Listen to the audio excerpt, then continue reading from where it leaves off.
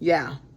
A little bit about some of the stuff that I probably believe that's probably a little different than y'all. And I don't know, I don't think probably nobody else in the world but believes like I do, right? But that's just me. I get to decide for myself.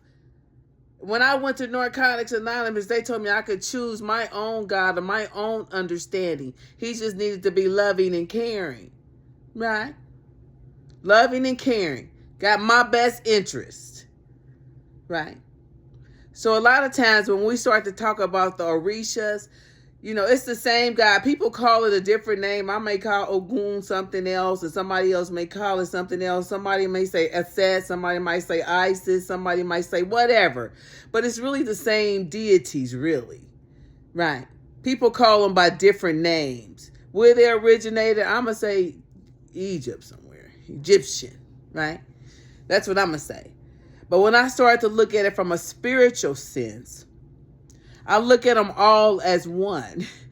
So even though I may separate them in my mind for what type of powers they may possess, I don't pray to no deities, none at all, right? They're just one on that higher vibration. We're all one on that higher vibration.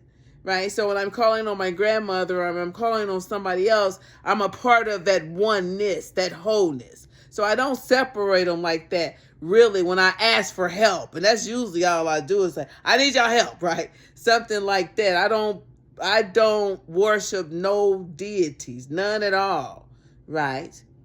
None. Not even Jesus, right? Jesus is my brother, and we thank him for his service. Even Jesus knows who his Father is, right? And our Father said, no, we should not worship or idolize, right? So sometimes he gets upset that y'all make him a God, and he's like, he knows who his Father is. You don't got to go to him to talk to Daddy. It would be like me going to one of my brothers and saying, can you go talk to Daddy for me? Right? I'm going to go talk to Daddy.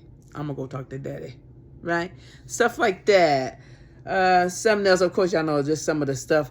They may be superstitious, like stuff. Like, of course, if you come in my house and you don't speak, you need to turn back around and come back in. Stuff like that. If you sweep my feet, I might want to spit on the broom. Something like that. Right? I light white candles just for peace. I never wish harm for nobody when I light a candle. Nothing like that. Right? No weird shit like that, bro. I'm not into no weird, witchy, poo-poo ass, freaky ass, dark shit like that. Not into that. Not at all. Right? I wasn't even made aware of none of this world until after I had my spiritual awakening. So God wanted me to know. So, here we are. But yeah, just stuff like that, y'all.